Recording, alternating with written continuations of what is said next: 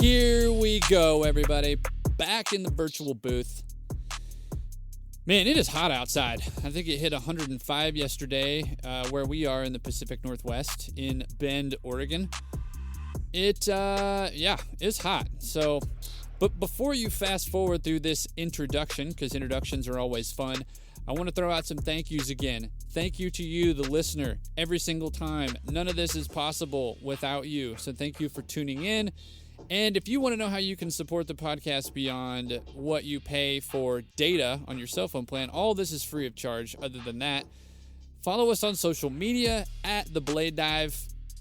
Make sure you're subscribed to the podcast. And lastly, leave us a review. And if you're feeling motivated, tell a friend. So maybe tell a friend would be the last thing. Make sure you're telling a friend. This is how this thing grows. Okay, my guest today is Isabelle Falardeau. And gosh, this individual has made huge contributions to the industry and has left her mark. And I think that's probably the simplest way I could put it, but the most profound as well.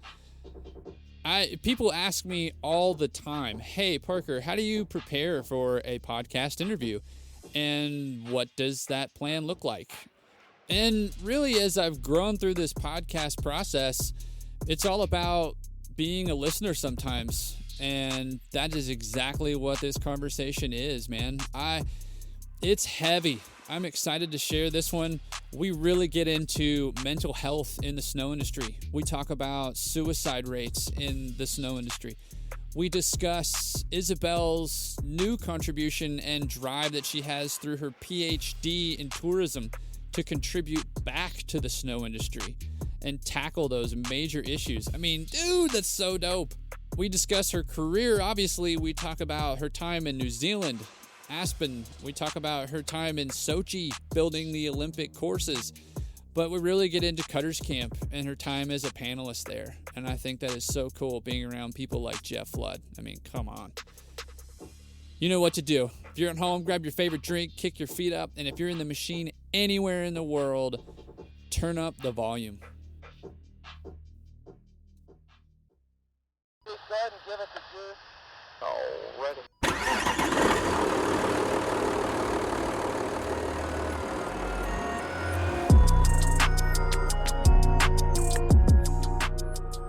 Okay, here we go. We are back in the virtual booth today. I gotta be honest, I'm a little nervous for this one because it's kind of that hype. I've been wanting to talk to this person for so long and just get kind of into her head and figure out what she is all about, and I'm excited to dive in. It is Isabelle Falardeau with me today, and I've already run the gambit with the introduction, but once again, Isabelle is a star operator and is originally from Canada, has made contributions to places like New Zealand, Russia, Aspen, Snowmass in Colorado, Whistler. I mean, dude, the list goes on. Isa, how are you? Welcome. Thanks for having me. I'm well and a little bit intimidated, but super happy to be talking with you. And yeah. Well, I'm so humbled that you would take time out of your evening to catch up with me on the podcast. It means the world. Truly, you have no idea. I've wanted to catch up with you since day one of producing this thing. So I'm grateful for your time. Quickly, I want to thank our sponsor, Prenoth. This podcast is supported by them. They help me pay the bills. So yeah, huge shout out to them. Thanks, Prenoth, for being on board with the Blade Dive. Let's see. Let's kick things off with a special guest question like we always do. It's from Elia Hamilton. I'll play it for you now. Hey, Isabelle. It's Elia. I miss you, and I'm super stoked to listen to your podcast when it's all done. The first time I ever met you, which was actually over the radio at X Games in Aspen 2004, when I was driving the haul cat for operations, and all of a sudden, somebody gets on the radio and shouts, "Who is that driving the haul cat? You're ruining my snow and spreading dirt all over the mountain!"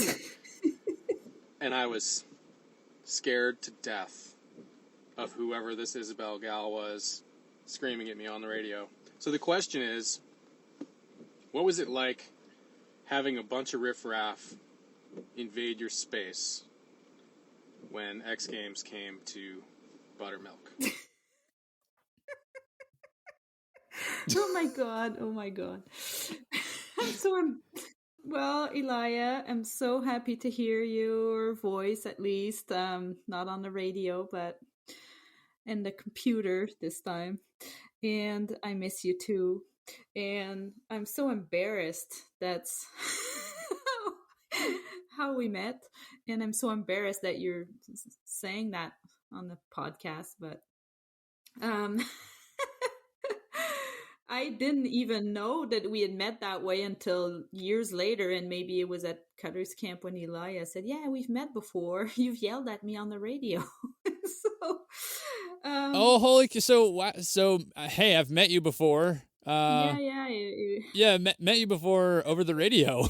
and to my defense, Oh, wow. it was maybe not true yelling, but just like sincere, non holding back, saying it like it is, Latin speaking out of me, like us Latin roots, French speaking people. We have the fire burning inside of us, and we we don't fancy around things as much as other cultures. I have to say I loved his accent, the attempt there that he Yeah, made. he's Yeah, it was actually pretty yeah, good. maybe he can subtitle me for the podcast. He'd be pretty good. Oh But my yeah, I gosh. guess I think that Elia was definitely looking back the most overskilled, underutilized person on the ground there in X Games, hauling people and material in a rickety transport cat. I had no idea then, but I know now. But yeah, it's just where to start. It's just that anecdote of him saying I'm yelling, but really, I think I was not yelling, but I think it's just it shows how much pressure everybody is under at an event like X Games. It's just it was a Yeah. lot of pressure, and yeah, you have if it's happening at your home mountain, it's at the same time something to be really proud of and really excited about and to learn a lot from, but it's also really stressful and a lot of work. And when everybody leaves, when the circus leaves the town, that's what we used to say, you're left with having to pick up the parts, and yeah, that muddy transport road, it's gonna be something you pay for your whole season in your park, and that's kind of where I was coming from. Elijah, I'm sorry it came across as rude. No, but totally, it's not his fault. It's just you have to picture people go up and down the same road there for 2 months, like up and down and up and down, and yeah, it's just it gets trashed. There's no escaping it, I don't think. But I was he says 2004. I was pretty green then, and I maybe thought that I could prevent that from happening.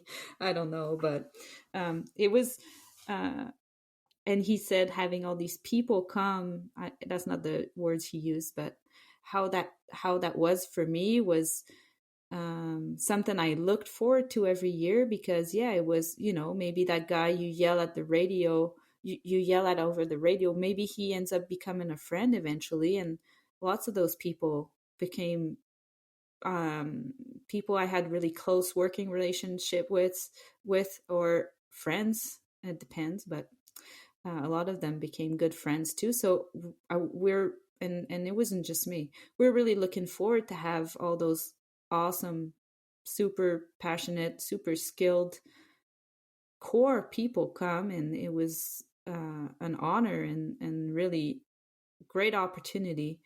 And yeah, it was a little bit or a lot of bullshit to deal with also, not just people but the whole thing. It's the event takes over the mountain for months, like half the season almost. Maybe you remember from working at Buttermilk that season. So it was mostly super exciting and something that I'm so stoked I was able to be a part of, and also something that became an irritant, I guess, over the years, because X Games would come year and year after year, and the dynamics also evolved with how the X Games operations would go, and the how the I don't know how to say, but how the mountain crew interacted and helped and worked with the SPT crew also. That was super beneficial, because we the mountain people, the Buttermilk people, got to learn so much from literally the best operators and the best event operators also.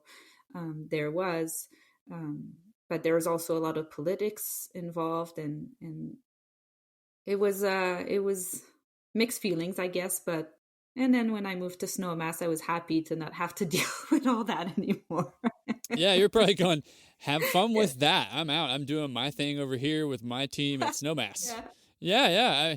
I was going to ask too, just when you made that transition, did you, not that we're trying to go too chronological here, I'm interested, but did you ever miss that event when you left? When I made the move from Buttermilk to Snowmass, you have to know that there's a huge rivalry between Snowmass and Buttermilk, and there was between the Buttermilk Park and the Snowmass Park.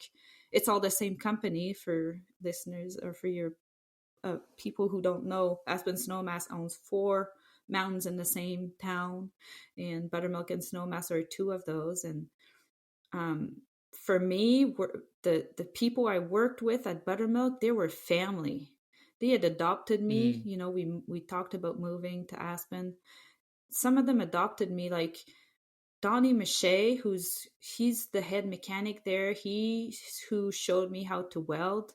He adopted me like a daughter there, and he was not the only one. It was really such a cool, welcoming, tight, small mountain. And I was guilty of, talking shit about Snowmass as much as the next one.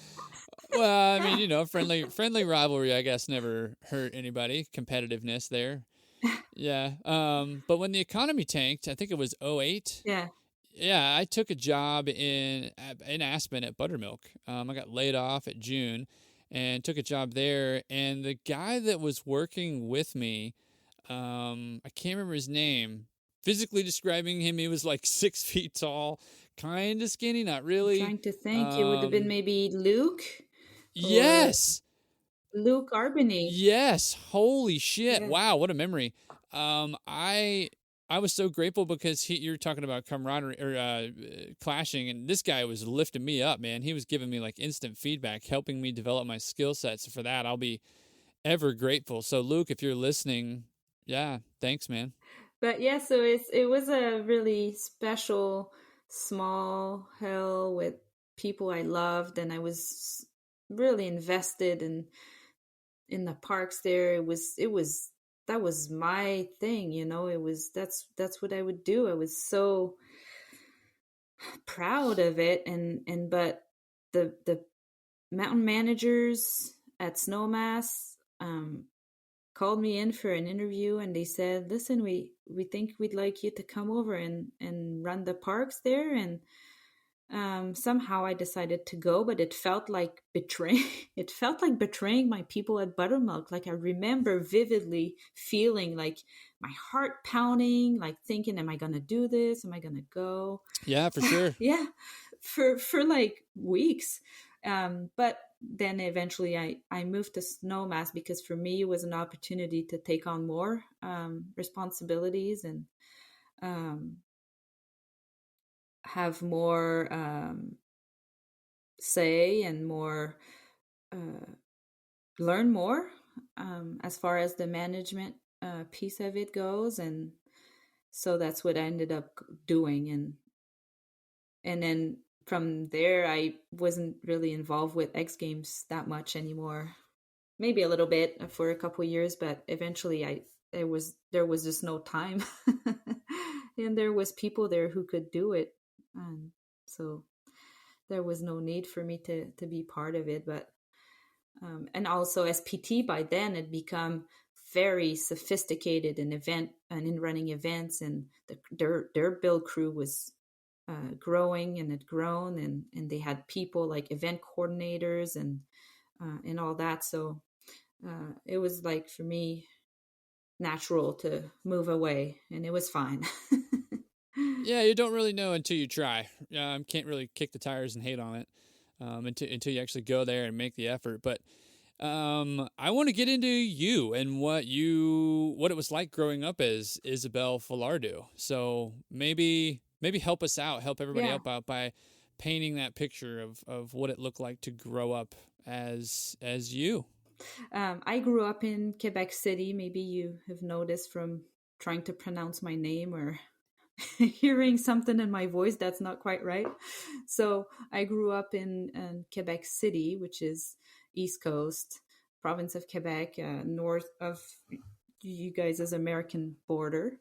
Um, and I grew up as just a normal little girl. I don't know how else to put it really. Like I'm from, lower middle class family, and I was an only child. So I just played alone a lot and would draw and do crafts, and really like just a normal little girl. Um and so I can't really think or identify things like, if you become a superstar singer and your mom will be like, oh yeah, she'd always sing in the bathtub or whatever. Like there's nothing like that for me with the snow business. I don't see anything in my childhood that would be an indicator or that would be a trait or anything like that. um and even I wasn't really into sports that much. I wasn't really I wasn't particularly into building things. I was just a regular little girl. But my dad was a I don't know, a pioneer of outdoorsy stuff. Back in the 70s and the 80s, he telemark skied, Super cool. and climbed. uh, I guess you couldn't buy. I mean, telemark skis, maybe they're not that big anymore, but you couldn't buy telemark skis back then. It was just real specialty. um, and so, but he was really passionate about going outside and doing outdoorsy stuff, the camping, the climbing, that kind of stuff. And he he he brought me with him. He shared with me his interest and passion for those activities, and he allowed me to have special moments with him related with that. And so I think that's what I can identify the closest to that passion with snowboarding and that passion for being in the mountains. When I was, a elementary school kid, my dad worked construction, so in the winter he had lots of time off, and he had no patience for any. He was a very impatient man. He could not wait in the lift line, and so he didn't like skiing icy East Coast snow. I guess on telemark skis it's really bad. So he would pull me out of school when there's a snow day, when there's a snowstorm, and bring me with him at the ski hill. And for me, those are very special moments. And I'll have that in me, and I've had that in me, and me want to be it's made me want to live and feel that.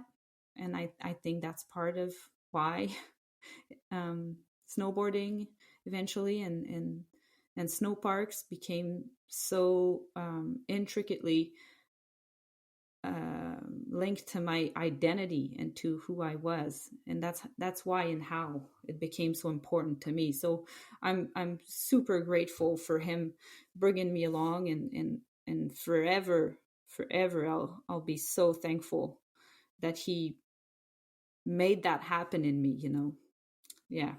Yeah, I guess I can relate from, like, I definitely was not into team sports or big time ball sports growing up.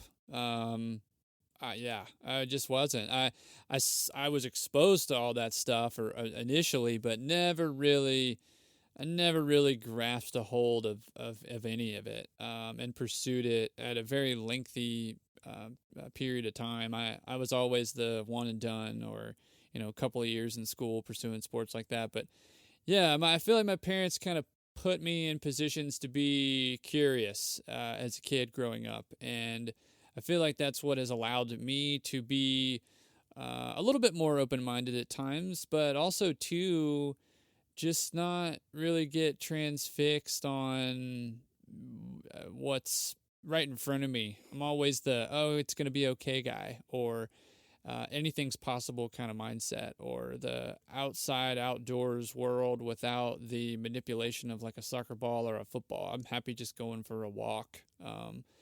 Kind of dude. So, and two, like in this digital world, I mean, yes, we're on a podcast, but in this digital world of jobs and social media, and what it is that you can consume as a person, that's really cool to think about and look back. I mean, anybody, if you grew up in that era of what was available to you, I mean, Yeah.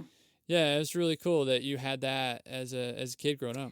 Yeah, it's super cool. And I'm sure he had tons of things he needed to do, maybe not on screen so much back then, Yeah.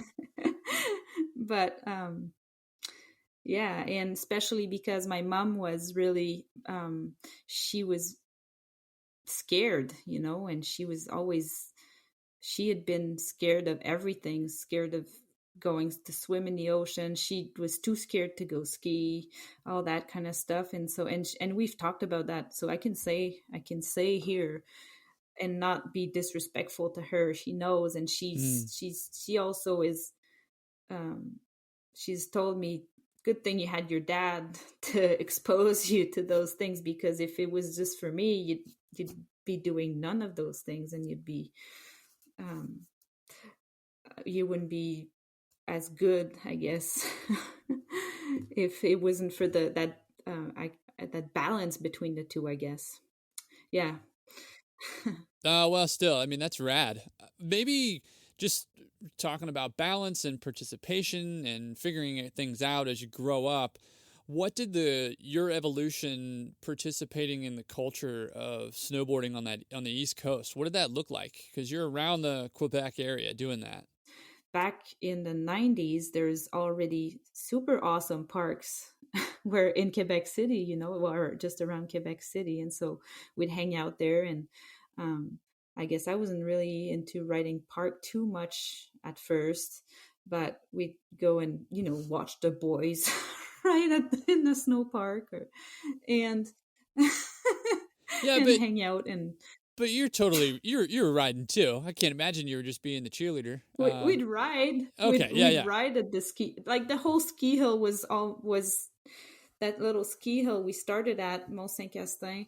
Back then was like that. That was all teenage snowboarders there. They had like the cheap pass, and so all the parents would buy it for their kids to go and spend the weekend. And my first connection with park work was through volunteering with those girlfriends at the Mont Saint Anne had World Cup events back then.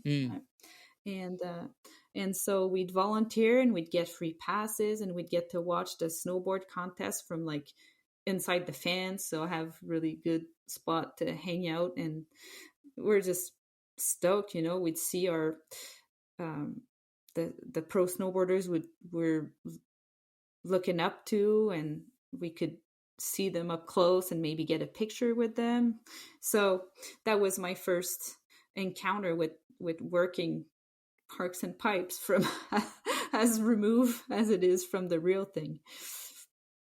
And then when I was a little bit, I guess a young adult, I I attended university. I was taking psychology when I first went to university, and after my first year, That's when I decided that summer I'll go and spend the summer in Whistler. I just wanted to see real big mountains and other parks, and at the time Whistler, Blackcomb, and the Blackcomb Glacier had summer operations in the public park that you could go ride. So I spent a summer there and worked in an ice cream store, scooping ice cream, and just would go ride the park every day. I'd go up on the glacier every day. Got the worst goggle tan. Oh, I'm sure that so many people can relate to the goggle tan story. Back then it was cool. It was cool to have a goggle tan back then. So cool. Well, I could never really get the goggle tan. I got the goggle burn. Like it wasn't something. You're pretty fair. I will claim the definite fair skin, but I would always get like the blister on my face, and maybe something would show up afterwards. Yeah, that'll happen. Yeah, once it was done peeling, people were like, "Dude, what did you do to yourself?" So it's good that you have to wear masks these days. Absolutely. Sheltered and not have to put on so much sunscreen. It was more or less just all right. Now I fit in. Yeah, that would be great for. Oh, totally. In hindsight, wear sunscreen would have been. Yep. But like just the typical Eastern kid moving out west to like snowboard and make friends and maybe learn some English and maybe even party a little bit. Although I was never the biggest partier in the gang, but that was like a summer thing, and yeah, during the summer I was like maybe thinking, I don't really know if I want to go back that bad. Yeah, the plan was like take the summer off and go snowboarding and then go back and attend university. And my mom had been like, if you take a break, maybe it'll be hard to go back. And I was like, no, I'm super focused and I'm gonna come back and no worries and everything. And your mom always knows better. Oh, that's so true. Well, I have to ask, did you go back? Yeah, I went back and then at the time you didn't have your whole like school everything on the computer, and I showed up to my first class of the fall semester, and the teacher had put a note on the door, no class today, come back next week. And to me it was like, okay, I don't think I'll be back. That was like the sign. Damn, so like serendipitous. Yeah, it was like, wow. Okay, I don't want to be here, and now I show up, and they tell me to come back next week. I called up my girlfriend Elsa, who I had made friends with in Whistler, and she also kind of was like, I don't want to be here. I want to go back, and I was like, we're going back, and we packed up her car and we drove back to Whistler and figured we'd give the winter Whistler a shot. Yeah. It's kind of like the powers of the universe to be, I thought you were going to take it down the goggle tan route. I went to school and I finished and I got my degree or what have you. But no, like total U-turn and you're back out, maybe doing your thing. Yeah. So we went back and, I think that year I had met the summer before a girl. Her name is Shirley Caron. She fell out of the industry a few years ago too, but she was my supervisor scooping ice cream, and she was also a volunteer in the parks and pipes at Whistler Blackcomb. So the deal is you work 1 day a week with the crew and you get a pass in exchange for it. So a ski pass in Whistler was like, I don't know, $1,600 back then. It was a fortune. So it was a really good deal. And so I got hired as a volunteer that year, and that's how I got into the Parks and Pipes program there. Wow, that's awesome. And there I met Yannick Rio, who was the park supervisor there. And for me, he became one of my best friends in the world eventually. But he was also a really big influence on me, as far as, for me, he was really a good model, and not in a way we usually like to think of leaders as. He was he's super kind, soft spoken, very respectful, and considerate of others. And anyways, for me, he showed me how you can, have people. I think Yannick, in fact. I think you've worked for him maybe also. Yeah, I did while I was at Buttermilk. He ended up taking over my job as the Snowmass park manager when I left. And I think now he's the director of Parks and Pipes for Aspen Snowmass. So anyhow, for me, he was a big influence, and I miss him. I miss him.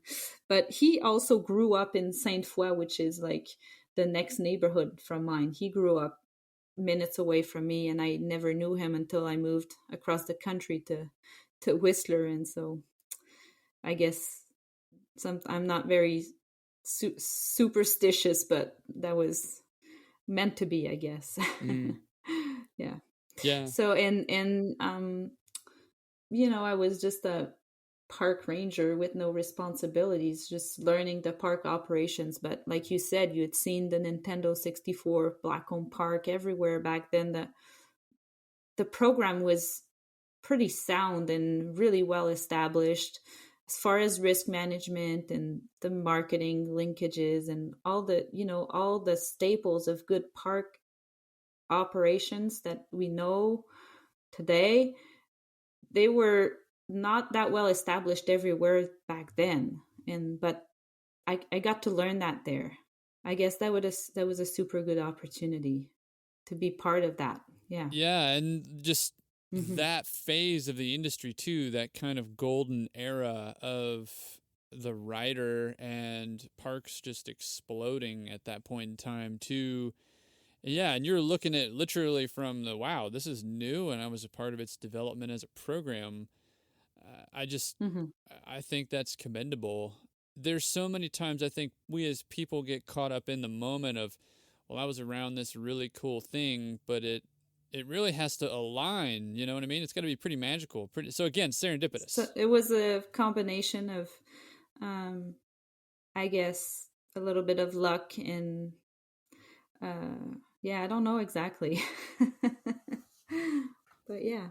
Well, another piece of timing is everything is your arrival to the States. I mean, I know we've discussed your time in Aspen.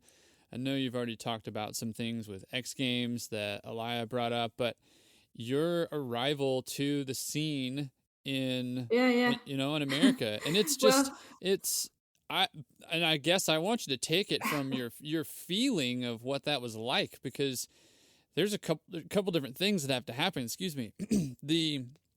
You got to have a visa, you got to have a job, and then you've got to get here, and then or there really. And so there's me myself being married to a legal resident alien. Yeah. That can be a pain in the ass. So I don't know if you look forward to that process of coming across the border, or if it was always just like, oh my God. Well, of course. Yeah. Well, I when I was working in the parks in Whistler, I met a guy and we fell in love. So that's so cheesy, but that's what happened. And his name's Greg Boyd, and we were together for a bit, and then Greg, who was also a park lead or supervisor in Whistler Blackcomb, he got offered an opportunity to move to Aspen. He got hired to work in Aspen, and so I applied and got hired, and we moved together to go work at Buttermilk. That's what happened. And at the time,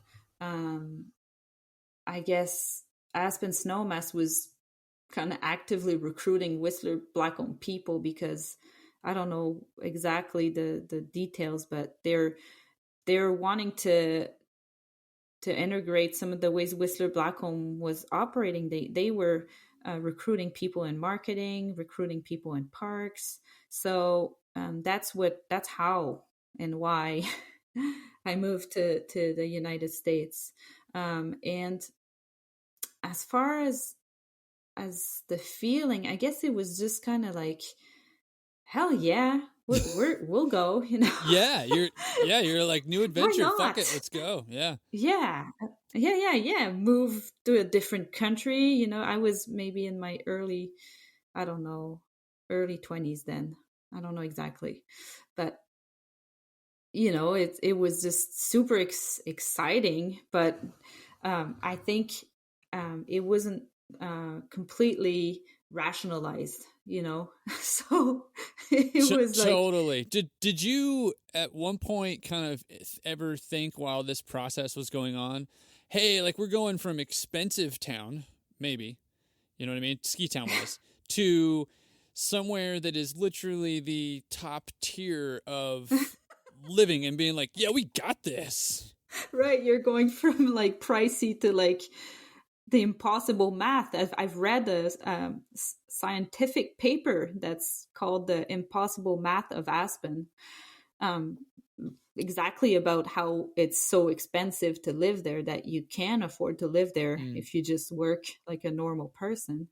But it wasn't part of the decision or anything. It was, I guess, a little bit because it was opportunity to take on more responsibilities, so maybe better pay. But it wasn't part of, I don't, as far as I remember, we're not like, damn, we're going to be in trouble, you know. Okay. Because we were lucky that the company, you know, they back then it was easy for foreigners, I'm going to say it like that because that's what it is, or aliens, as our work visas would call us, people to go work in United States. It was easy to recruit from outside the country. It changed. It later changed and became much harder, but at the time it was easy. So they were wanting us to go. So they were helping. They said they would let us have some company housing, and you know, so it was not completely jumping into nowhere, you know. It was facilitated, I guess, is what I would say. And are you talking about just the H-2B visa and maybe the company helping you out with that? Was that what you're talking about? It there was at first, I think it was H-2B. Then it got to be an O-1B, okay. which that one is a super awesome name to it, is Alien of Extraordinary Talent. No which way. is like, That's rad. Yeah. If you're an alien of extraordinary talent, you get an O-1B visa, and that's like hockey players or like Cirque du Soleil people or park people, I guess, is what the immigration. Extraordinarily talented snowcat operators. Yeah, and then so when I'd show up to the border to have my visa stamped, they're like, wait a minute, you do what? Yeah. Well, you know, X Games. No, I'm not sure.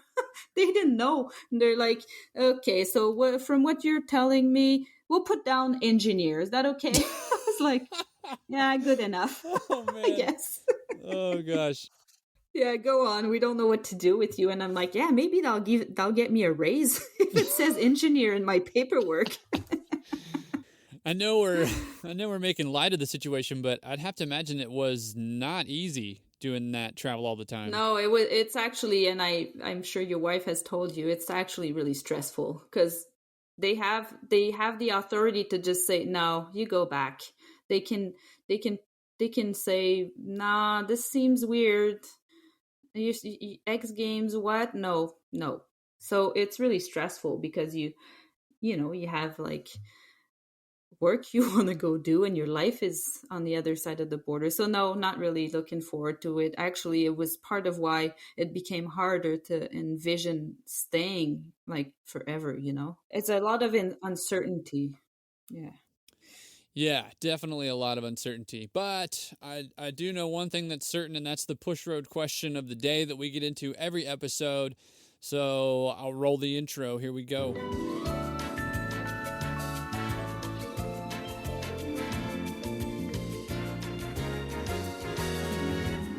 The push road question of the day. That's right, the push road question of the day, and it is from Jess Riccitelli. I'll play it for you right now, Isa.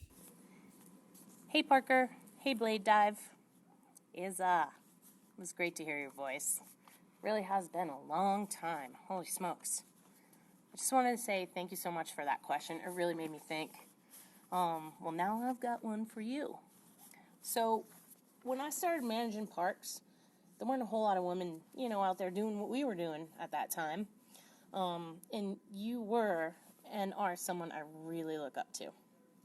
You were out there running cats, welding rails, I don't know, basically just kicking ass. And I always looked forward to the SPT manager retreats because I knew I was going to get to hang out with a crew of people. But I especially enjoyed getting to know you and our time we had together. So my question to you is, what got you into the welding and cat operation aspect of parks? And I know that you definitely ran into some roadblocks here and there. What kept you motivated to keep pushing till you got to the spot that you held for a while? And in that spot is where you became a super inspiration to a lot of women in the industry. So I'd like to hear that story. Anyway, I hope you are doing well and enjoying your life outside the snow biz. Wow. Thanks, Jess. I'm very excited to hear back from you. And you have a pretty intricate and deep question here. I guess maybe I can start with what got me into parks. And what got me into parks was just, I guess maybe like a lot of us, was just needing and loving to ride park. And that's really how and why I got involved. I would, back at home in Quebec City, I had kept riding snowboarding and riding parks after my girlfriends moved to Montreal to go to university. And I'd ride a lot by myself. And I thought I need to go to Whistler, because when you're from the East Coast in Quebec, that's what you dream of. And that's what happened to me. I decided to go spend a summer there with some friends who were going, and that's where I got to see or know that you can also that can be something you can do for work. So it can be like your whole life pretty much. And that's how I got into riding parks. It was just, that's what I love to do. I was a little bit obsessed with it, I guess. And it became also a bit of a work obsession later on. But I really started from from the very, I don't know, in French we say en bas de l'échelle, in the bottom of the ladder, as a volunteer, and work my way up. But it was never an agenda. It was not like I must do this and then the next thing will be that. It was just, that's just what happened. And one thing led to another, and I ended up needing to learn all these things, like needing to learn how to weld, because, and like others have said on the show before, the mechanics, they had better things to do than weld our rails. They didn't care. So they showed me, they took me a little bit under their wing, and there I was. I got to learn that. Same with the snowcap driving. It was like, I can contribute more. I need to be able to do more. So, please, can I drive the cat now? Can I drive? I bugged the guys I work with enough so that they would, they'd be like, yeah, sure, you can move rails, and then that's just how it happened. It was not a plan; it just happened. See, that's so real. It's almost yeah, it's almost like a movie, like playing out everything that we've talked about thus far, like with the note on the college door, and obviously your dad showing you some incredible things through the outdoor pioneering and adventuring that he was doing, kind of carving out some interests for you. And it just, yeah, so mellow. And I love the fact that you're not going, hey, I got to run this person over, or I got to check this item off to get to an opportunity, Yeah, totally. It became consuming almost.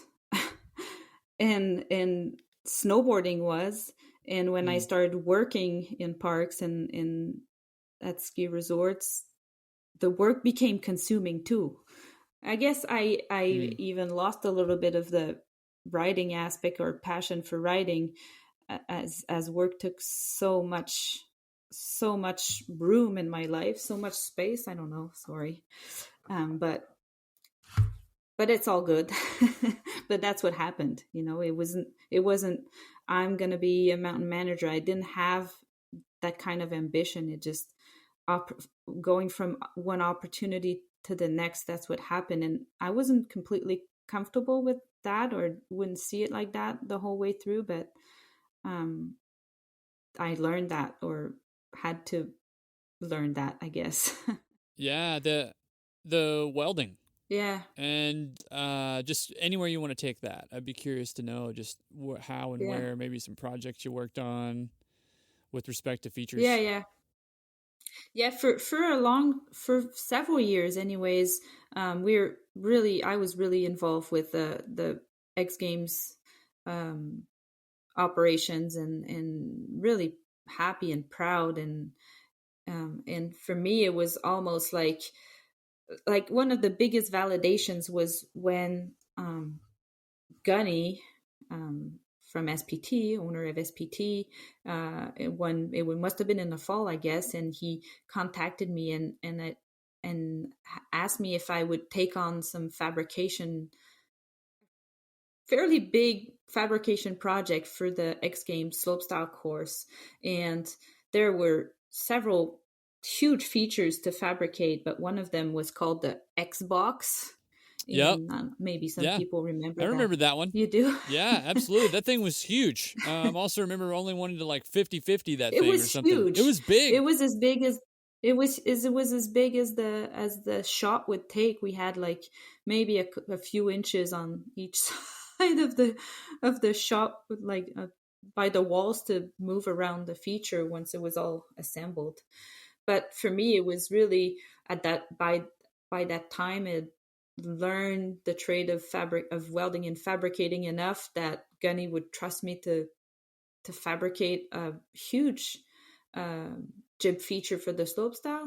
So that was a big kind of check on my list, I guess. I guess. Yeah, I would imagine. I'll try to dig up a picture of that one. That would be cool. I don't really have one. The only thing I saw recently was in a movie that's called Mountain Town, and they had done a little piece on different people from Aspen, and there was one from me, and it was the year we fabricated that. And why I saw that recently is because my nephew asked his mom,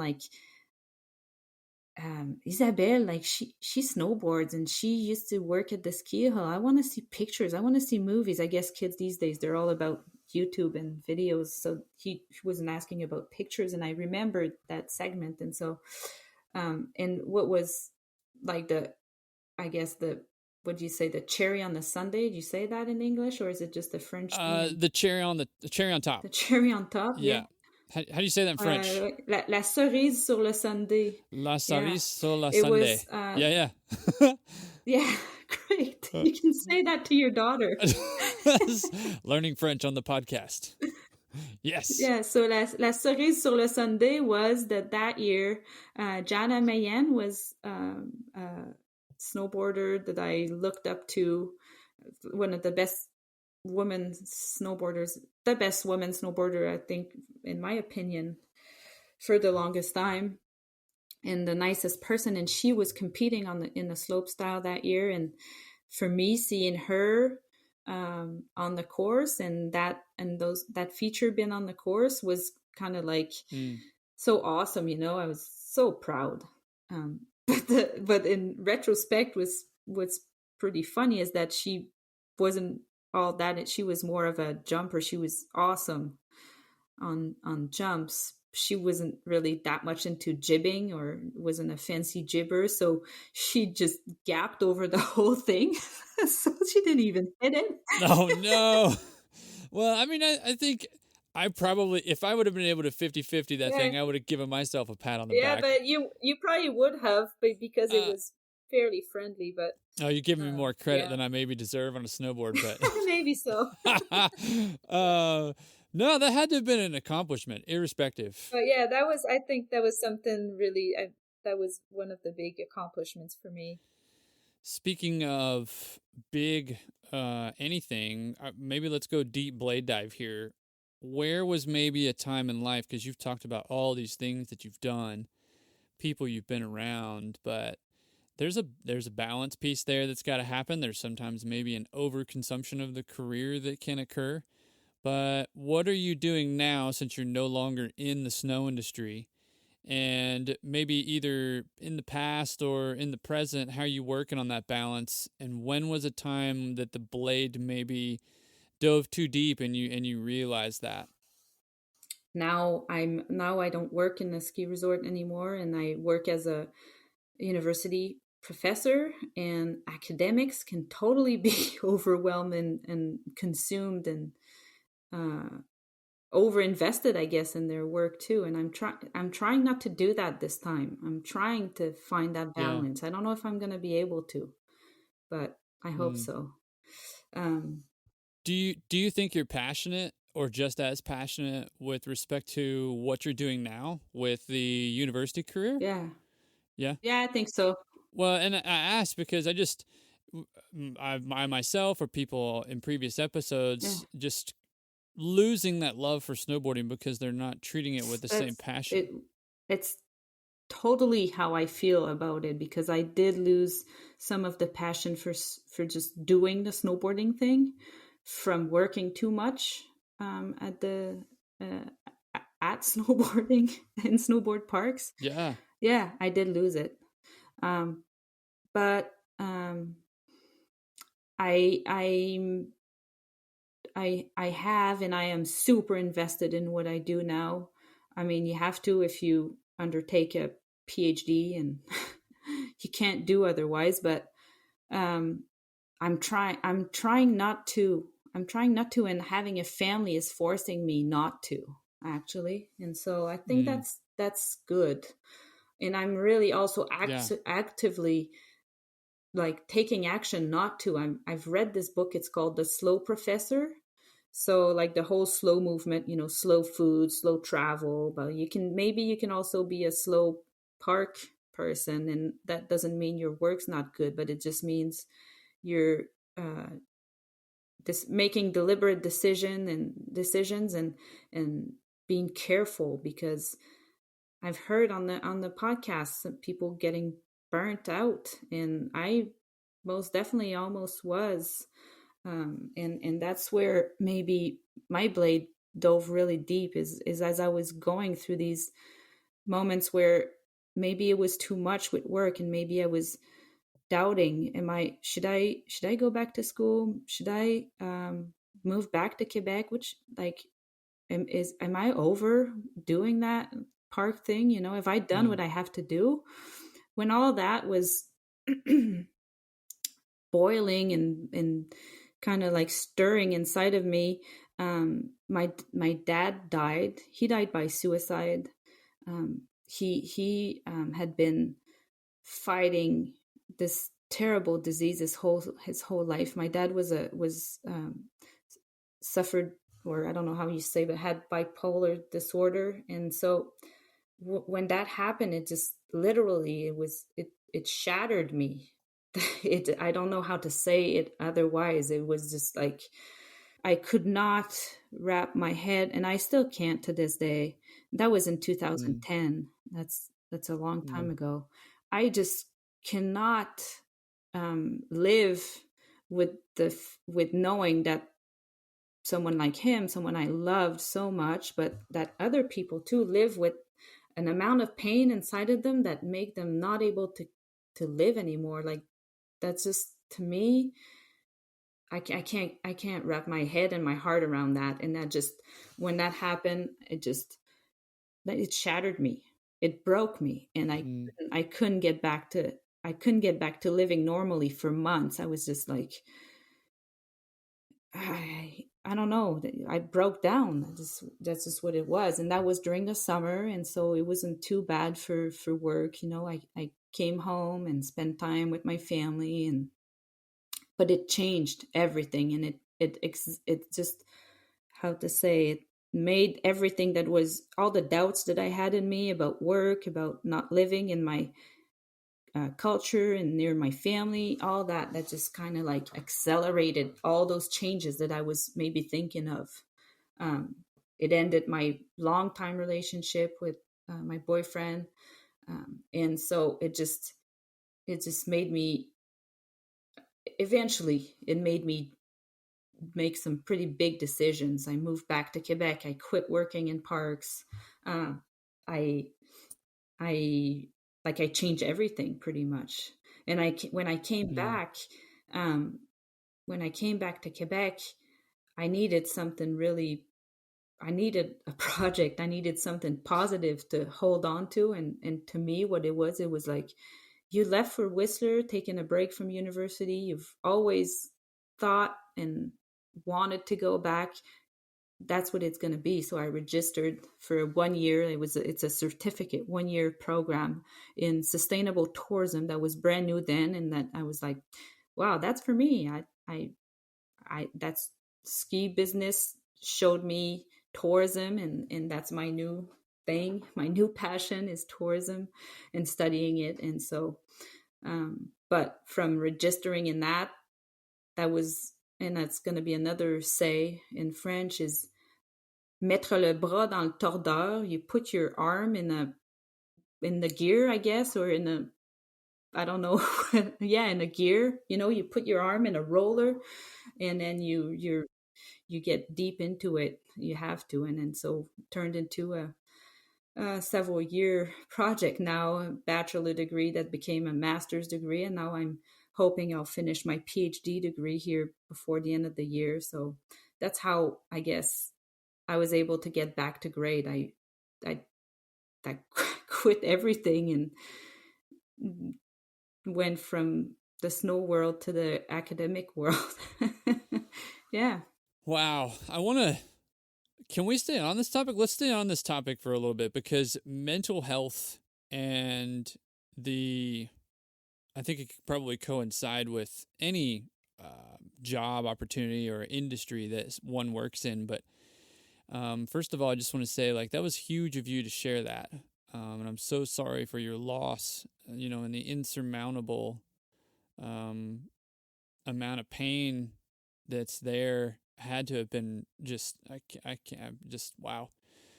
But what do you plan to do with that PhD that you're working towards? Because I feel like it's really specific, and I feel like now is a really good time to just discuss the industry as a whole, maybe your thoughts or concerns on mental health issues within the snow industry, suicide rates and percentages, if you want to take it there.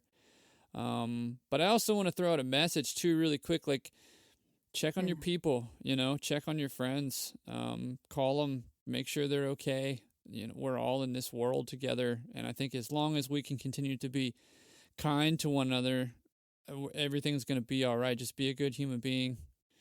But I'd be really curious to know what you plan to do with the PhD, where you want to plug in, if you have any interest in getting back into the snow industry with respect to, your tourism degree that you're working towards. But I also just want to say again, like, I'm so sorry for your loss, and I'm so grateful that you would share this with us, because it's definitely private information. And so for you to be vulnerable right now is huge.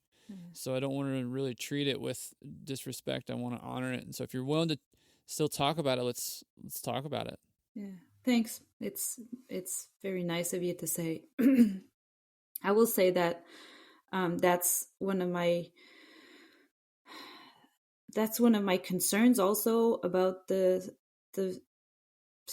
skiing and snowboarding and parks business and the ski resort world is that people. My dad was sick with a disease he didn't stand a chance against, and that's one thing. And there can be other people around you like that too. But the things or the values, some of the values that are put forward in the snow business, I think they can be very harmful to a lot of people. And I don't know if that's what your other guest was making allusions to or was referring to, but I've suicide rate in Aspen is stupid, and there's a lot of very nice people, good people who get hurt by the difficult life and life conditions and work conditions and the party scene that can just turn someone who's vulnerable and put them in a very difficult place. And to me, that was always super, super difficult to try to navigate in that world. And I wasn't ever comfortable with that, and there's a lot of people who they get caught up and they're vulnerable, or they just get played by the game and they get hurt. And that I was never able to be comfortable with that. And that was also part of what was hard for me to live with in the snowboard world. Yeah. And it happens all the time. I think that's terrible. And maybe I'll run with me here on this one for a minute, but the sustainable lifestyle of someone, we're not talking like living lavishly. We're talking sustainable, sound roof over your head. Maybe everybody's saying, well, Parker, that differs, for everybody. Somebody may want to live in a hovel, and that's true. Maybe they do, but let's just take the person that wants to live in a safe location of town, be around reasonable access to things that are food, like grocery stores, and a solid experience, because that's what we're selling, right? An experience for these mountain towns.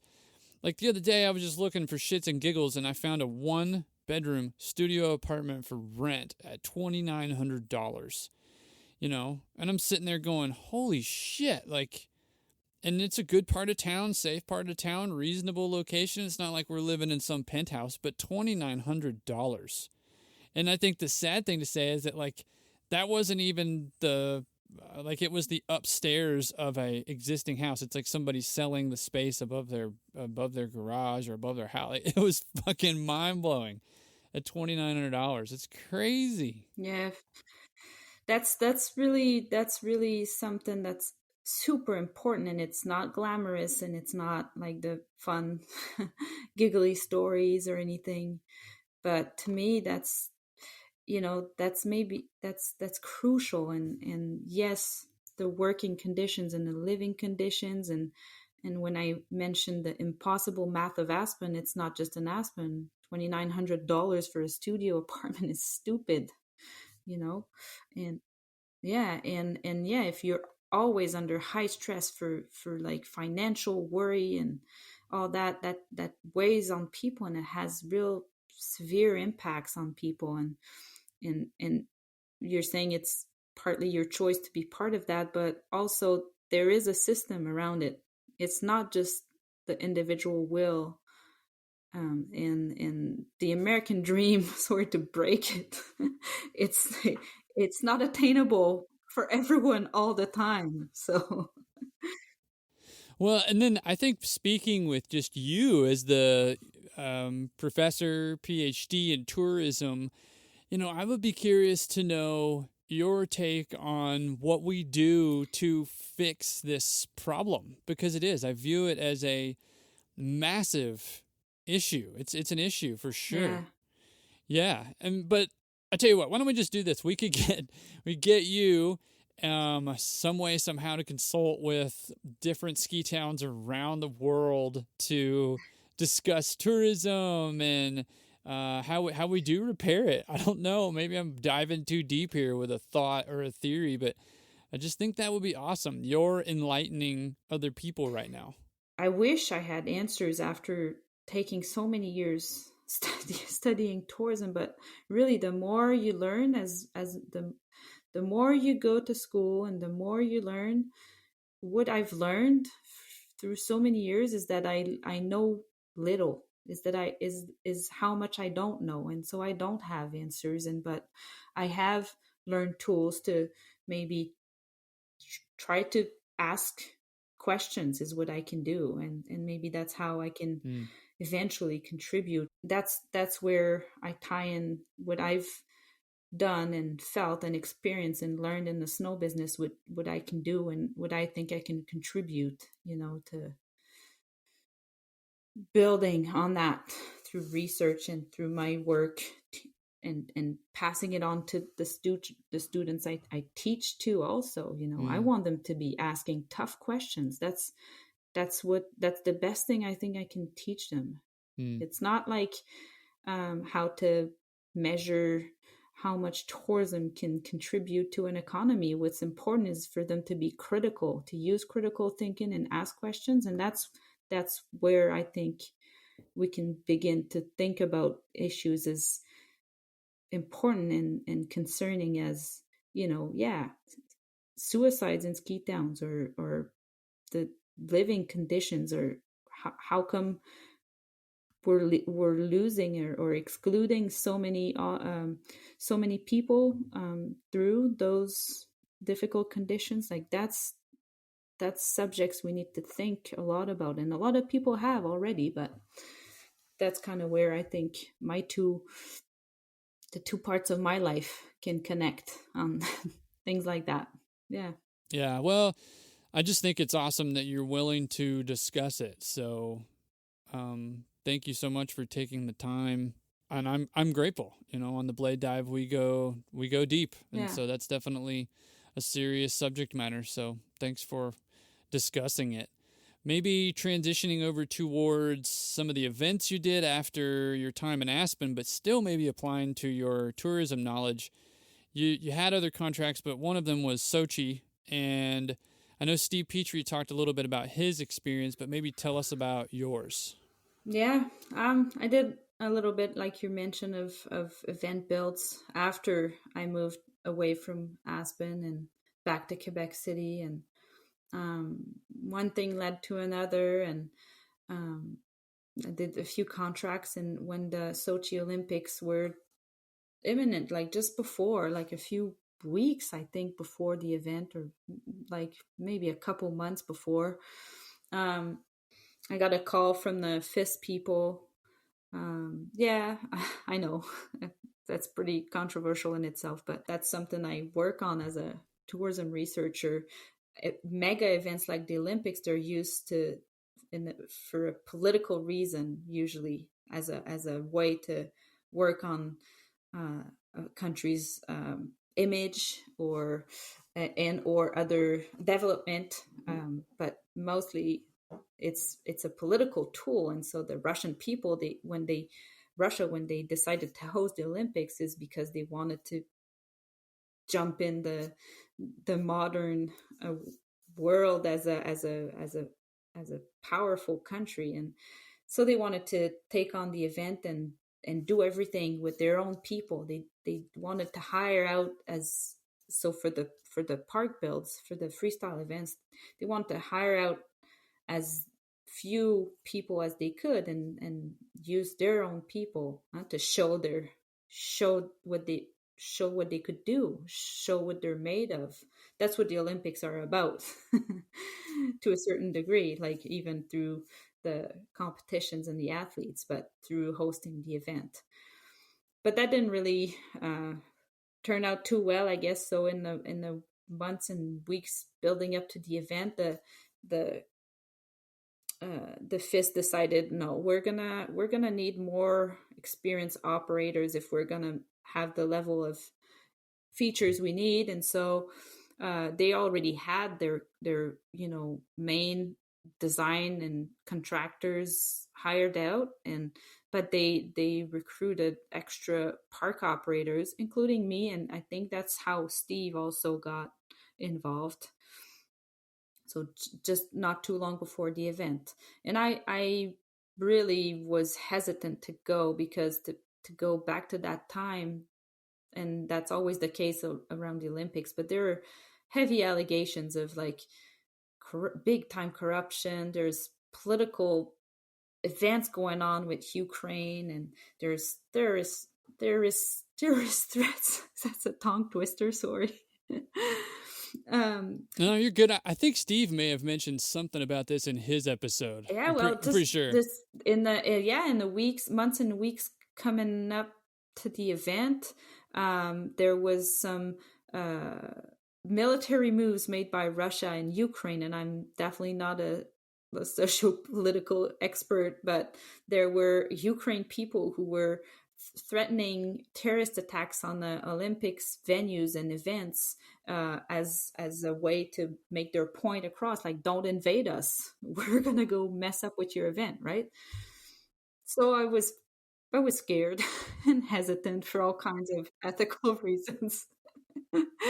I thought really hard. I bet. Yeah. But then I decided to go against my best judgment. I gotta ask too. Like, Steve went into detail and talked about like the living quarters and the food and how bad it was. Like, what it was same thing. Yeah.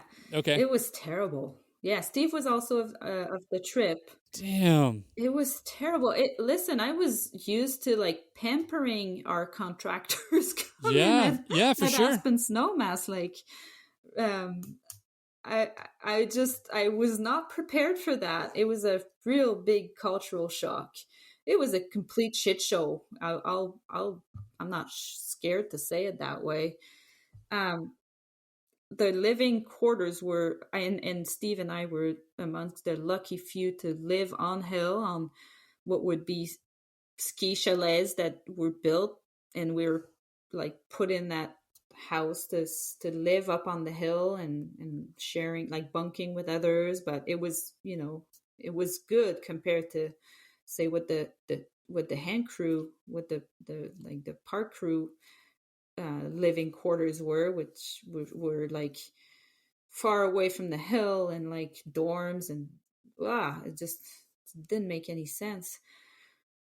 But and the food was horrendous. It was really hard. Well, Steve was talking about like he was going down to McDonald's every day to get food, and like he's not the every day McDonald's every eater. day. Wow. Twice we would eat only McDonald's. I don't ever eat McDonald's. I just don't eat McDonald's, but that's all we could eat. I remember sitting in the lodge where they would serve the food, like sitting down for a meal and like literally having to run outside because I was just gonna be like my body was wanting to be sick because of it was just I could send you pictures of that. I have pictures of the food.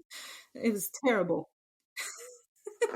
So yeah, we ate McDonald's twice a day for like 6 weeks. There were no mechanics. Unbelievable. No, are you serious? They built a shop, but there was an empty shop with no mechanics and no tools. I can't believe it. I don't know, like that's bananas. I don't know what other words is. I guess maybe, speaking of corruption allegations, maybe that's part of the reason. Maybe they ran out of money to furnish the shop. There was a graveyard of abandoned brand new snowcats and all kinds of construction equipment that just couldn't be fixed because there's no parts and there's no one to fix them.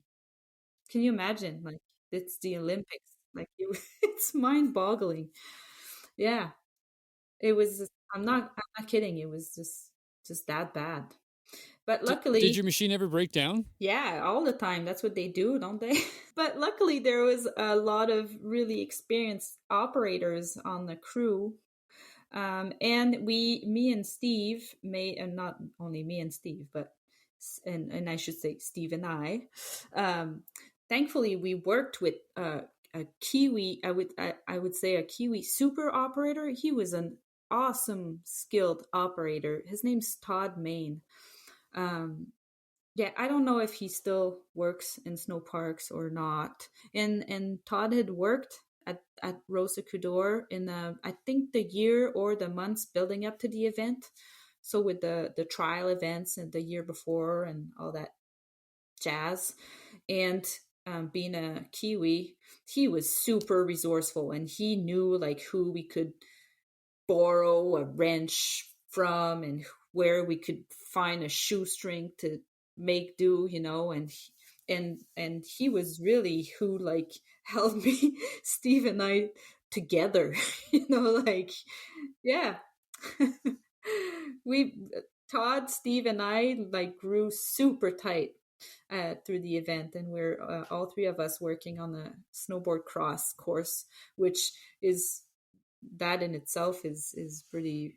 I was never a super specialist of ski and snowboard cross, but Wow. I mean, I'm sure there are some places throughout the world that are pretty self-sufficient. They maybe don't have the same amount of resources as the top yeah, dogs.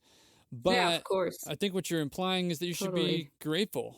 yeah. For what you do have, because it's not what you dealt with there at Sochi. For Yeah, sure. yeah, and I mean, I mentioned the park crew accommodation being even worse, and their living conditions being really difficult.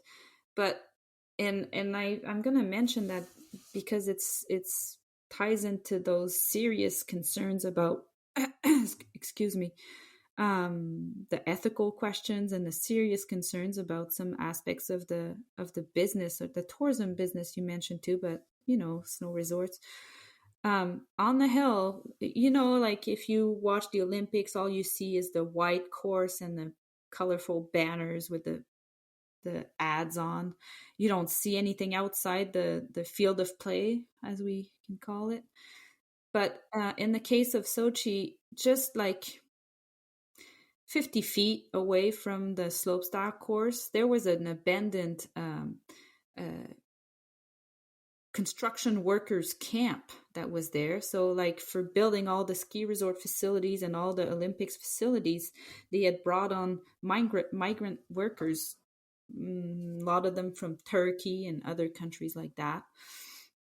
And their living conditions were like, their camp was made out of shipping containers. That's what their housing was, with like water tanks.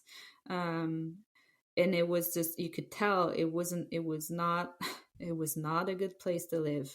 And their working conditions, I think it's been documented now, but their working conditions were terrible. Even I think that they had those people come over, and they're being on very precarious. We were talking about visa requirements to go to the States. They brought them into work and didn't really give them the right paperwork. And then when the work was almost done, they kicked them out, saying, well, you don't have the right paperwork, so go now, and probably not paying them their full wage. So we're on the good side of the deal in what we lived, even though it was not what we were gearing up for, what we're hoping for or used to. Yeah. But I want to say we did live something that was also amazing. It was not just all something to complain about, because as critical as I've been about the Olympics, there's also that Olympic spirit that's what people dream of, and athletes anyways, and that's what's inspiring, I think, to people about the Olympic movement. And we did live that at our own level as park people.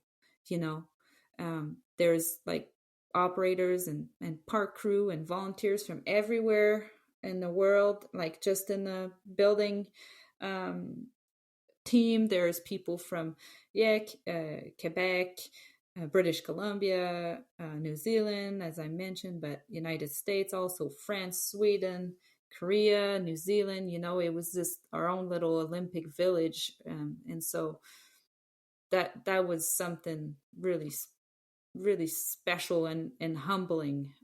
Also, that it was not all just something to complain about. Yeah. Yeah, no, look, we can make light of the living situations because it is funny. But it's only funny because, as we've talked about before, people are human beings. Everybody deserves a shot at being a good person, being hospitable, especially if somebody's coming to visit your country or place, whatever venue. But what you created there was something special, right? You built you built an Olympic course that somebody could come and participate on. And because of that, you've got people as an athlete coming to be a part of that whole vibe that you're describing too. So you can only imagine what it's like totally. to be an athlete. I can't. Yeah, it will be tough just because it's a different set of circumstances. But those people train and their goal is there. They want to be there. So they're participating on the course.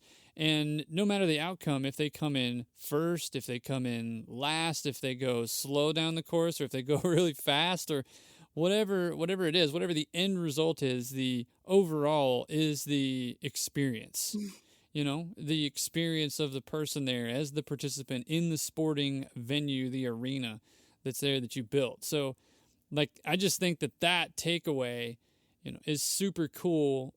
And it's a part of your career. It's something that you built at the Olympics for somebody to race on. Yeah, totally. And as far as, all those concerns and the scary situation of the political turmoil and all what I described, once the athletes starting to, because of course, we were there on site before the athletes and before everyone else showed up. Once the athletes started to roll in and all the the magical, funsical Olympic things, like athletes putting down their best runs of their life at the right time and all those stories. Once that started happening, everything else was put in perspectives, really, and it was really lighter. And I don't regret going. No, not at all. It was my last build of my career, so I think I can say I finished on a high note regardless. Super cool that's how you see it. That's awesome. I think it's definitely going out on a high note for sure.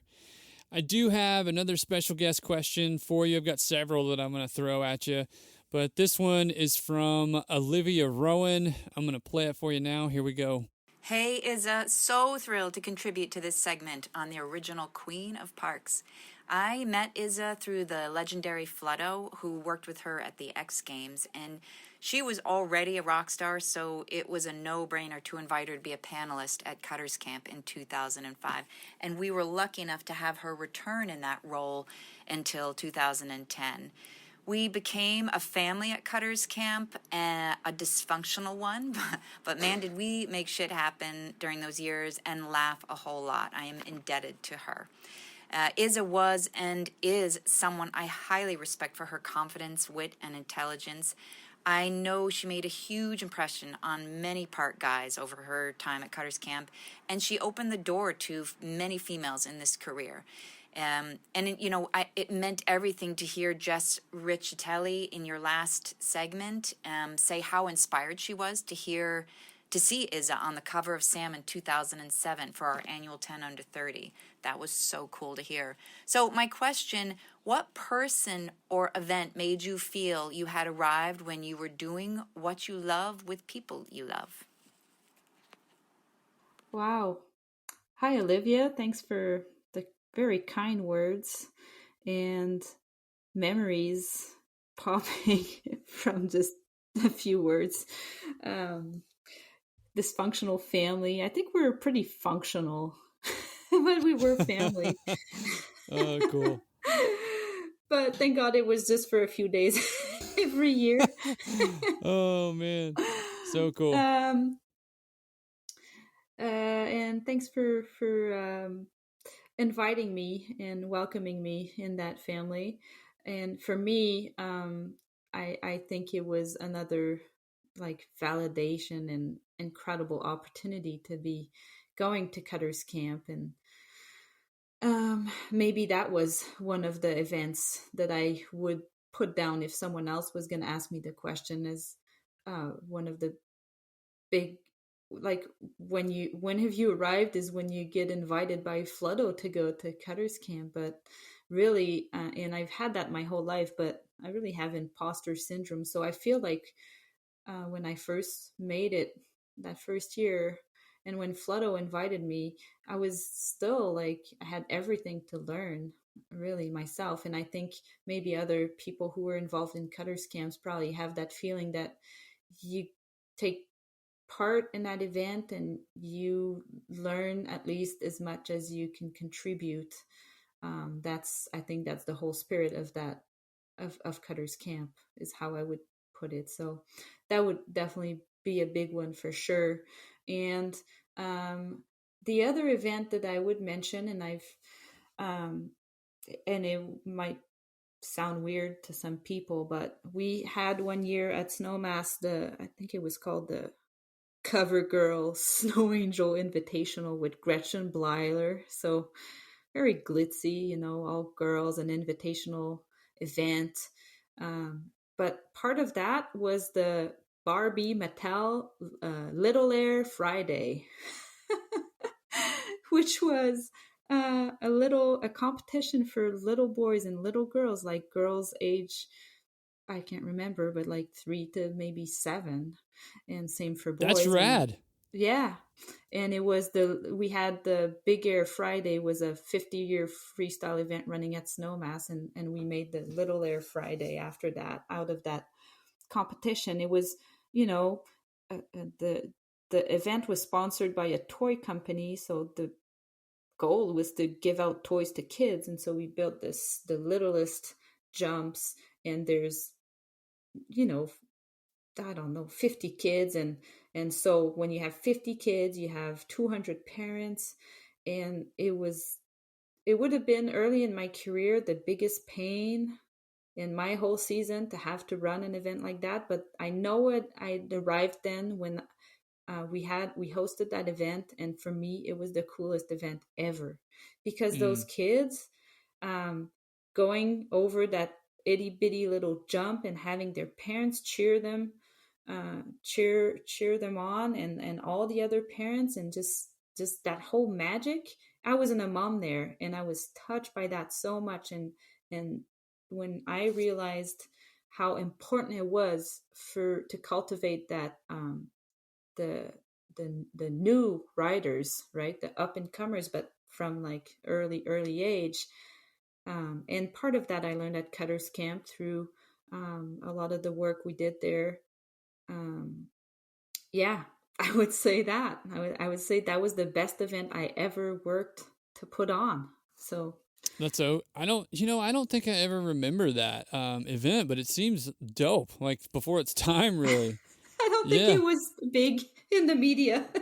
Well, I think that those are the events, the unpublished, you want to call them uncool, whatever, if you want to label them as unpopular, but those grassroots organic events that involve the youth are really, I feel like, what is going to nurture the industry in the best possible direction that it could go. I really do.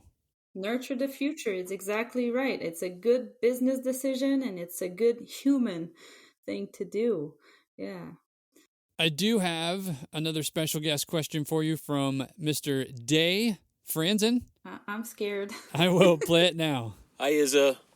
What up, Blade Dive? Yeah, the question I got for you is what was it like to be part of that original Cutter's Camp crew and helping start all that, and how you ended up surviving? Hi, Day. I'm really happy to hear you. I'm really thankful for your real well-phrased question and non-embarrassing question.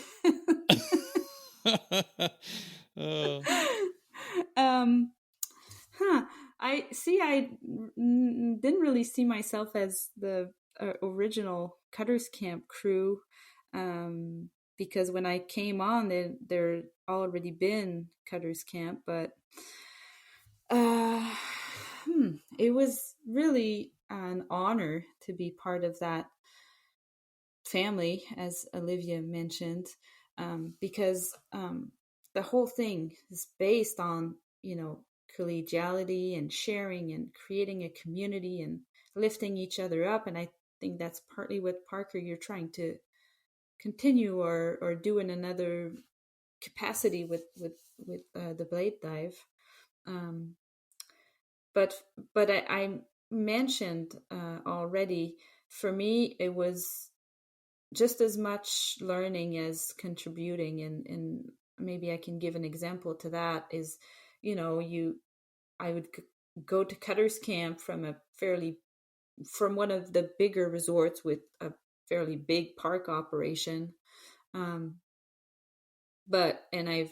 We've discussed that, Parker always felt like we weren't really necessarily,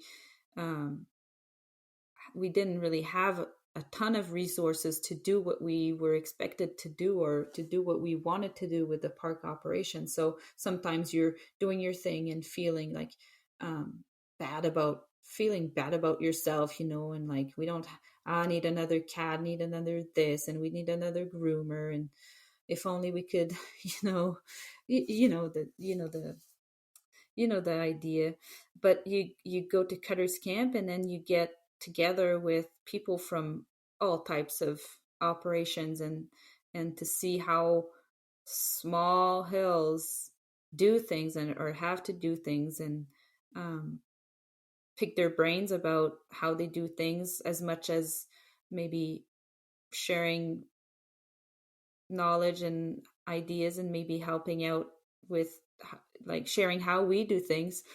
To me, like, being faced with how different people had to make it work with very few resources, and did a good job, and were creative, or had, real hurdles, and were not able to do as good as they'd want. But that coming together, and that coming face to face with how good really it was to be in a operation like, or part of operations like Whistler Blackcomb, or Snowpark NZ, or Aspen Snowmass. To me, it was at the same time humbling, and I got to learn a lot through that.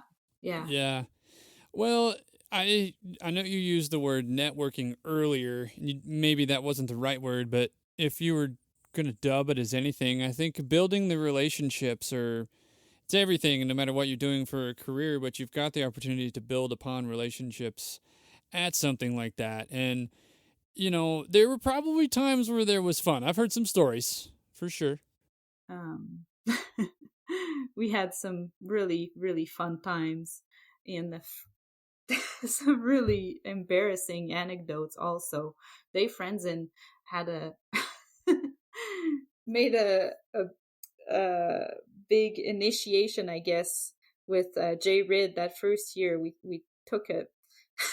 The first year I went to Cutters Camp, I knew no one. I went there and knew no one, and I got there late because leaving out of the Aspen airport was always something, because it's in a valley. But it was in May, and we had a snowstorm that day, so I arrived late, and so I didn't get to meet everyone at the the first get together. And we ended up going for a bar tour in town.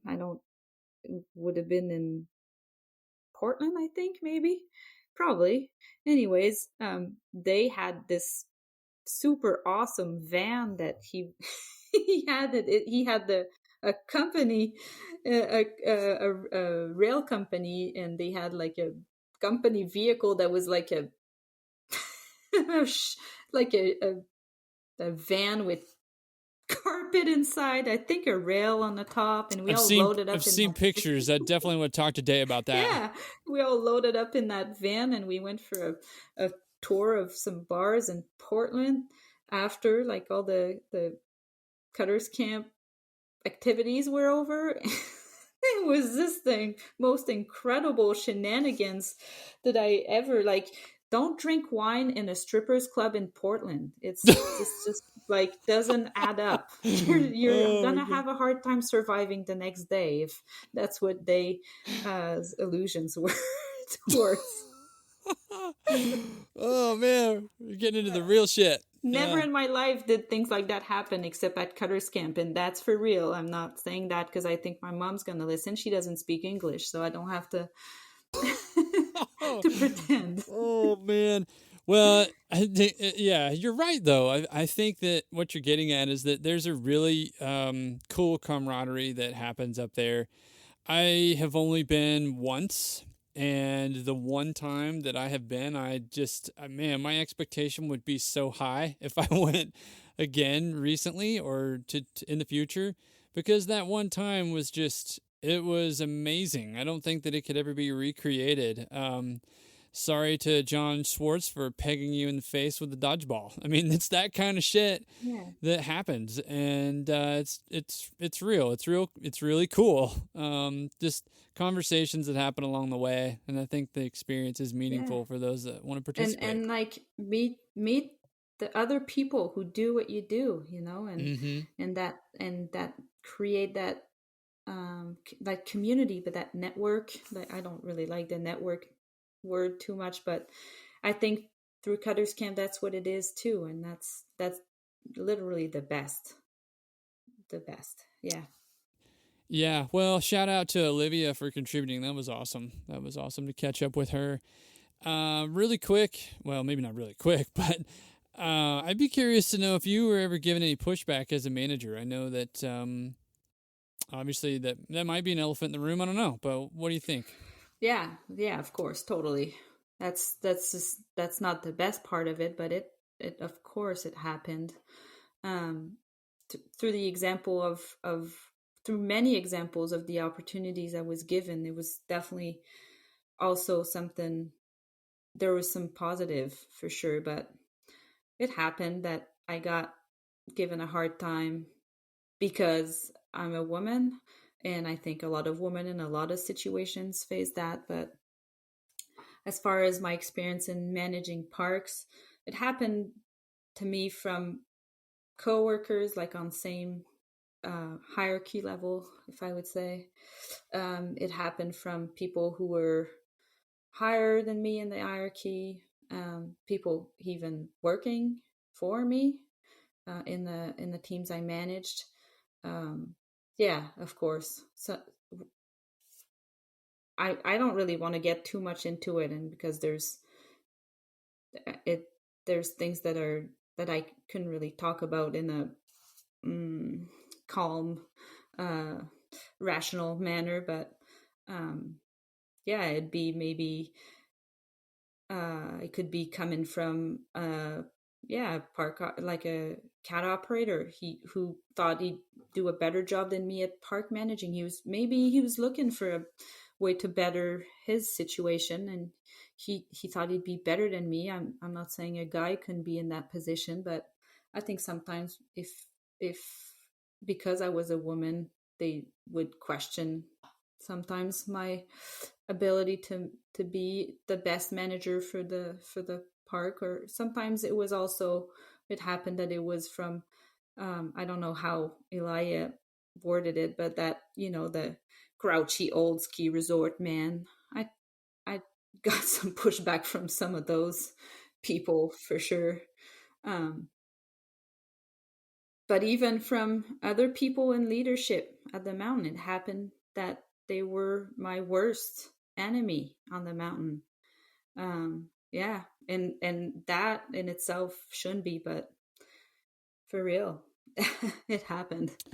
Yeah, it's heavy. I mean, and that's not to say that, like, you know, dudes who are managers don't take criticism as well. That's unwanted and unsolicited, but it's just I appreciate you talking about it, and you probably use that, I hope, to kind of spur yourself on and get motivated to move on and do the next project or whatever task was at hand that your team was being asked to complete. But And I have to just tell myself sometimes that I think that those people just didn't really see the bigger picture, maybe that were pushing back like that. I don't know, maybe. Yeah, it's definitely not the best part, but for me,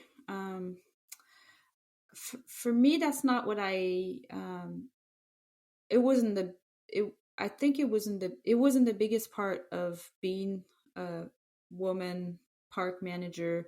The pushback wasn't the biggest. Like all the lift up it gave me, I think, compensated, and more than compensated. And if I think of some of the people I've had encounters with, some of them I think maybe are still not a better person, but some of them maybe have, are somewhere else now. And so uh, I guess what I'm saying is everyone can make mistakes, but yeah, I mean, if you're a young foreign speaking woman in a man world, you're gonna have pushbacks. And so there's things that you're talking about your daughter. There's things that we want to prepare our children for that I don't think we can until later, anyways. Try your best. Yeah, but I mean, it's a real thing, and I meant to mention that, if you're, according to just statistics, and that's from the case, what the case is in Canada, but I suppose it could be similar in the United States. If you're a woman, today, you still earn about 70%, between 70 and 80% of what a man in the same or a comparable position earns. So maybe if I had been a man, I would have made 30% more in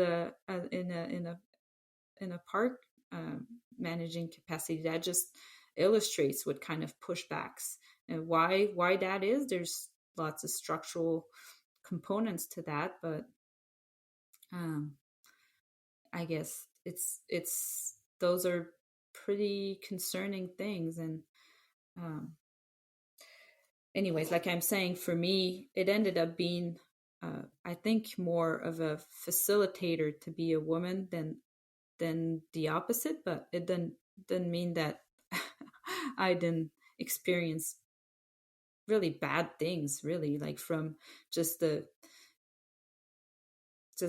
comments that are not meant to hurt, but they're just not wanted, to like harassment. Like that's just, yeah. That's not what I'm gonna remember and miss, for sure. So just to rewind a little bit, New Zealand was a part of your career at one point in time, and I think that was through you meeting Frank Wells in Aspen during your time there. But I want you to, I'd be really excited to hear anything as far as stories, takeaways, experiences down there. I know Frank talked a little bit about it on his episode, but from memory, you and I chatting offline, you were hired to be kind of the fabricator, but you were also doing the graveyard groomer thing. Yeah. Well, yeah, we talked earlier about, spending winters in Aspen and then going to Whistler, and then eventually it turned into spending the winter in Aspen and the summer, or the southern hemisphere winter at Snow Park, New Zealand. So that wasn't bad either. And that all was possible because Frank Wells is who asked and who hired me. He asked me and Greg at the time, would you guys come and work, at Snow Park? We have this. Wow. We knew. Well, yeah. But, we have. So you met Frank in Aspen, correct? Yeah, I met Frank through the X Games. He would come and build and cut the pipe in Aspen. And so he asked if we'd go and work there. And so at the time I had started to operate snowcats, but like like I was saying, like, can I drive now? Can I drive now? Okay, you can move the rails, the typical. And so like just basic stuff, moving rails and, um, and, just learning to operate the snowcat. So it wasn't really an operator at the time. I wasn't a groomer anyways. And Frank hired me to go do some rail fabrication and be a graveyard groomer at Snow Park. Yeah. And it, for me, it was just like, it was a special place. And it was a dream come true to get to go and work there and not like, it just kind of like was a presented to me almost on a, would you say, on a silver plate. So and I was totally not like an all-star operator to go, but that's, now in retrospect, I know he had the key operators. He was just looking for someone who would do the work. And he's like, I've seen you operate. I know you can do it. And so he's who hired me. And I ended up going there for 2 Kiwi winters. And literally that's where I learned to groom parks, but it was just really awesome to be there, and would ride every day and got to meet awesome people. The Kiwi people are just amazing. They're really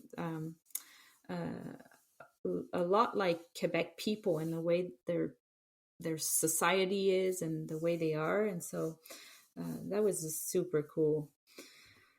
And the biggest, I think, takeaway, I think, is one word you use when you want to say things like that. The biggest takeaway for me was, I got to be a graveyard groomer before I was in charge of a lot of grooming operations, and to have lived that and to know what it is to be a graveyard groomer made me a better manager, because you have to take into consideration that those are difficult working conditions for most people. And that made me more considerate and more flexible as a park manager to have been in that seat. Yeah, absolutely. I mean, being able to empathize with your graveyard shift that's a pretty good understanding to have. I'm maybe just something that maybe defines you that has nothing to do with the ski industry. What you got there? What defines you now? Yeah. As much as the snow industry and the snow parks have defined me for a really long phase or stage of my life, now if I have to define myself, I'm a mother. That's who I am. I have 2 kids. I've already mentioned my daughter Marie-Jeanne. She's 4. She's going to be 5 soon. She's not quite 5. And my son Eli, I guess in English would be Eli. He's 2. Strong names. That is very cool. Strong names. So Marie-Jeanne and Eli, they define me. That they're, it's, I guess, so cliche, but that's all I think of. They're all I think of. They're who I want to hang out with. They're even like, I'm focused on, I'm going to finish my PhD because I can be a model for them through that, like that's who I am, and I'm their mom. And I thought that, like, and you speaking of what you see on social media, you see all these, 1-year-old like jibbing at a ski hill and a snowboard and all, or like the perfect ski mom, ski family, spending all their time doing that. And that's not even who we are. My daughter snowboards a little bit, but mostly casually. We've done it in the front yard and that the neighborhood playground or park. Yeah, the ski hill, but we're not fancy too much about it for now. And I thought that I'd want that, or that we'd be that, or with the mountain biking, maybe we're pretty into mountain biking, but we're pretty casual. I'm okay to just go at the bunny hill. And my best run this year was probably it'd be a tie between the snake run with my daughter, or the going down the bunny hill as fast as I can with my son in my arms and him giggling his heart out, So that's just we're taking our time for that to see how it'll fit in our family, and I'm okay with that. Yeah, Yeah. absolutely. I couldn't agree with you more. And, if our kiddo wants to play the violin, I'm on board. She doesn't have to snowboard. Being a parent is the hardest Oh job. yeah, Yeah, hardest job in the world for sure. totally. The best and the worst in my life. Yeah, man, parenting is awesome. I'll leave it at that. But maybe if you could just recap where you're at right now within your career pursuing that PhD. Currently, I'm currently a professeur en tourisme et développement social. So that's a professor in in tourism and social development, and that's at Université du Québec à Trois-Rivières. It's a university in Quebec, and I'm teaching tourism and leisure to bachelor degree students, while finishing my PhD degree in geography. Wow. Yeah. Becoming a tourism specialist. Yeah. That's so cool. I have to imagine though that you're probably applying a lot of what you've learned in the snow industry to how you're pursuing your PhD as well as teaching. You're probably, I have to assume. Yeah, totally. I use my work experience, my snow world experience all the time as a professor, whether it's in my teaching role or in the research I do.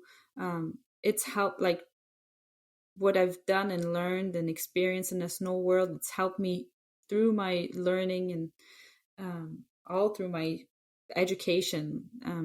In I don't know how to say, but um, when you learn things that you have experienced, so say like if I did some management classes, I could anchor the learning into my experience, like it was like the reverse maybe of what the typical course is. So that's helped me a ton. But in teaching the students, I use example from my park managing and park building days all the time. So cool. I just think what your vision for the opportunity you have now and how you're taking advantage of it to its full potential is amazing.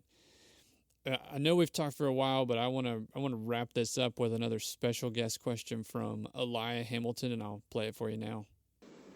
Would you ever consider getting back into the industry?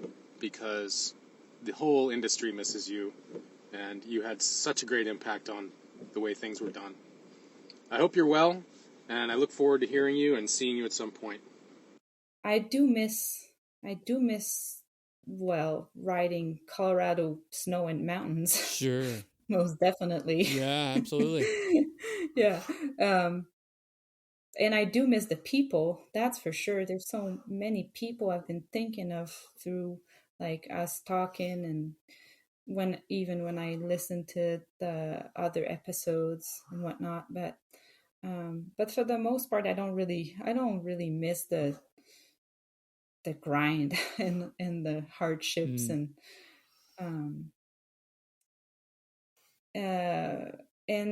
regrets.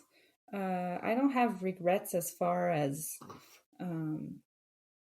I think I've been pretty honest, and I don't have big regrets in that matter. But I think I could have. I haven't always been the lever or the as big of a lift to others as some have been to me. And maybe that's a regret, but not really, because I think it's something that I had not learned completely as I was doing the park thing. So it's not really a regret, but it's certainly something that I think I could have been better at. So maybe it's a regret of sort. And Elia asked if I would ever consider going back. I wouldn't say I won't. I wouldn't say I definitely would never go, or I've often thought I would go back, and I think there could be opportunities, but for the, I don't know, next little while, I think my going back will be through my um, research and collaborations with what I could see with the snow world, and that would be in that capacity for now. But I don't know that it would be forever not going back, you know? Yeah. Yeah.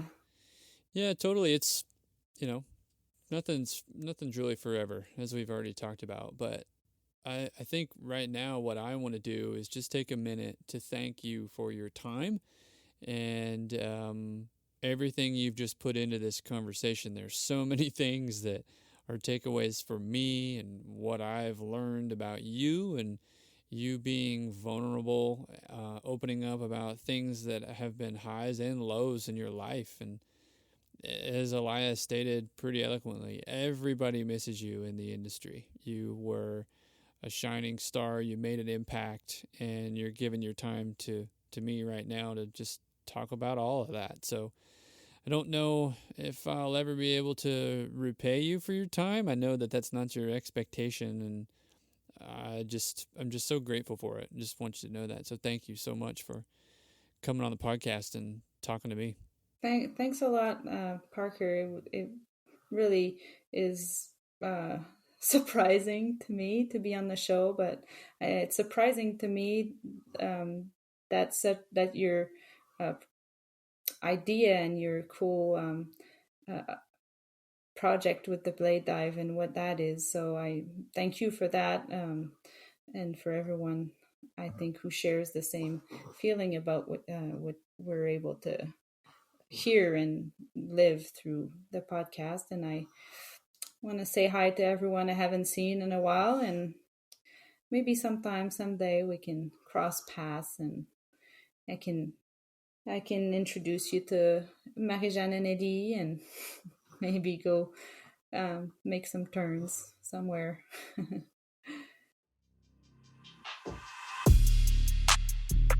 Damn, this episode was heavy, but it was good. I just, there were so many things that were discussed, and once again, a huge thank you to Isabelle for her time. I feel like my brain grew. I got more intelligent talking to Isa the whole time. I could feel it growing.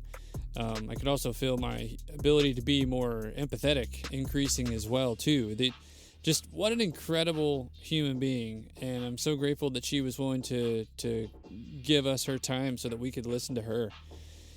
I'm sure everybody else listens to other podcasts out there, and we won't name names, but I definitely want to quote something that I feel like was very applicable to Isabelle and I's conversation, and that is that Isabelle seems to do or want to do work that outlasts her. And I think by that I mean it's not about the corduroy you're laying down there, and it's not about the jump you're building, and it's not about the skinny trails you're working on, and it's not about the snow you're dozing, period. How are you making an impact? How are you literally making things better? I think that is where I'm going to land on and leave you. So, you know the deal. Don't be a dick. Fill your machine up with diesel at the end of your shift, please.